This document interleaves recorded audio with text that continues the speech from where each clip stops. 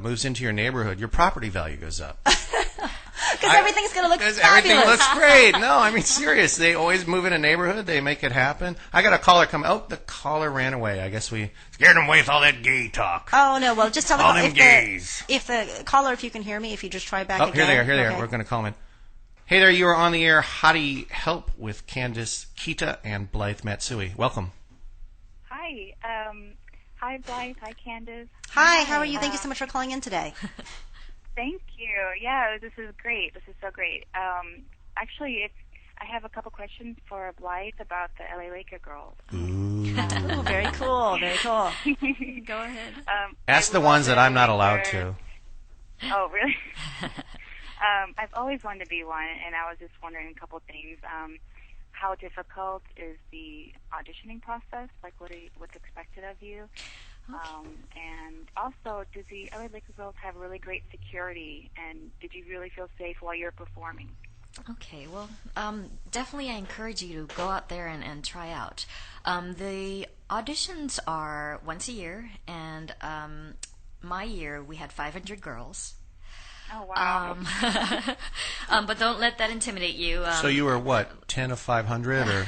She'll probably tell I think you. I was number 300-something. You know, you have to wear these numbers. No, but I mean, what was the final group that you ended up in? They picked 15.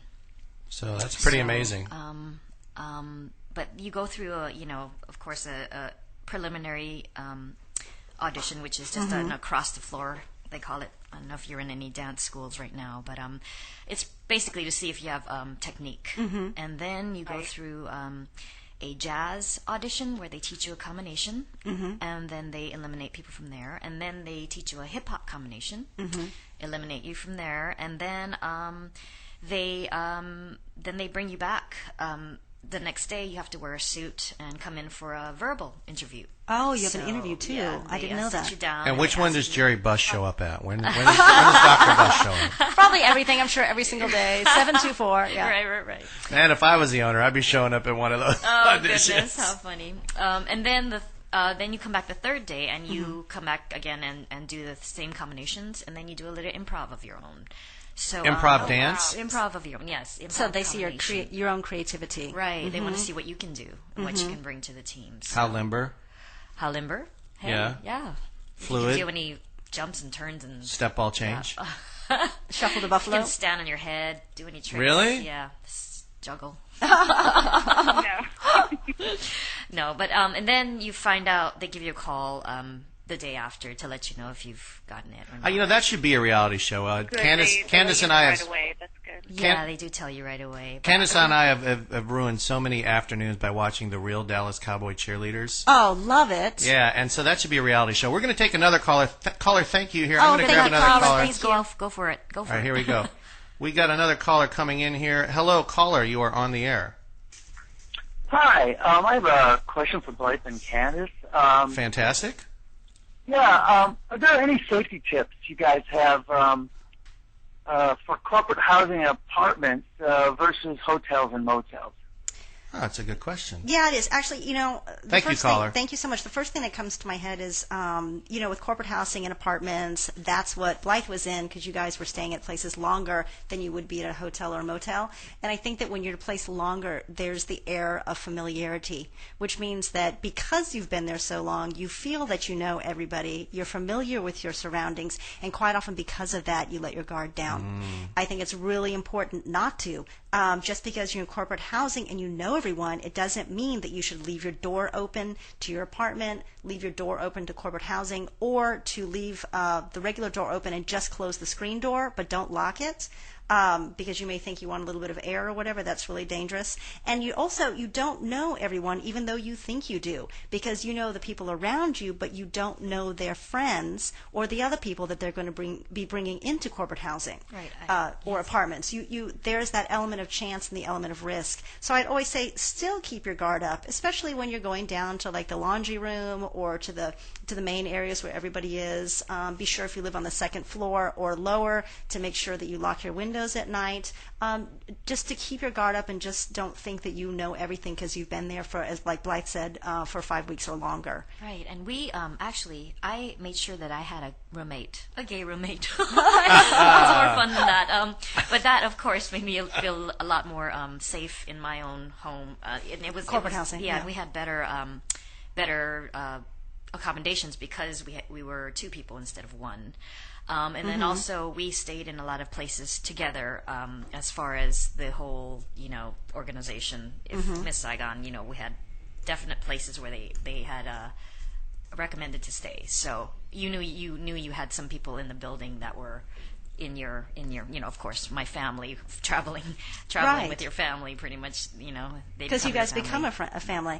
I've worked on jobs too for up to 2 years, where people, like you said, 2 years with me too on a kid show, where people become your family, and they still are a big part of my life every single day today. Yeah, essentially Vern Troyer. Did you adopt him at one point? Oh yes, he became my little baby. But yeah, many people from that show are still in my life on a literally every And single what was the show day for folks who haven't basis. listed? Yeah, I was on a kids show for Fox called The Masked Rider. I did 3 seasons, 40 episodes, and worked on it for 2 years. With Vern Troyer. Yeah, and I watched Me. the kids grow up, and we were like a family. We still are, and we still keep in touch. And some people I literally am in touch with 7 days a week still.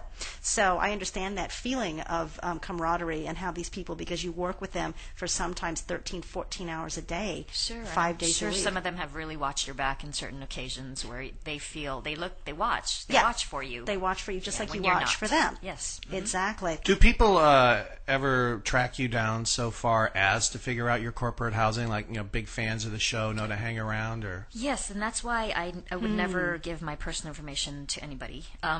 I give them the company address, which we had a New York office where you could send stuff to get to us.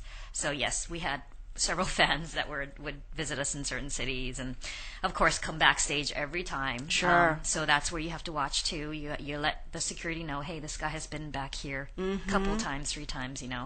Just want to let you know I feel a little weird about him. Sure. And you just explain your situation to security as much as you can and let people know.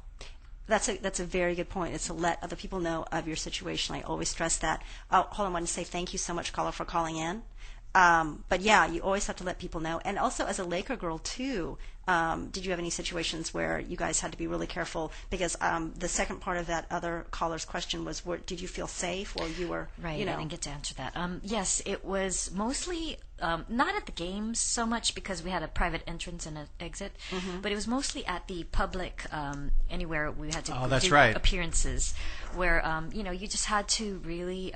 Luckily, we weren't by ourselves. We would go in packs of 3s or 4s, and Sure. our director was always there, and she always knew exactly, where you what guys we're doing. were. Yes, and anybody she would watch us, really watch us, and then see if anybody was, bothering us or doing weird things. So. And what about don't you, for the Laker girls, they go out and do charity and promotional events and all that, so you really watch then? All the time, and actually some would approach personally to ask for your information.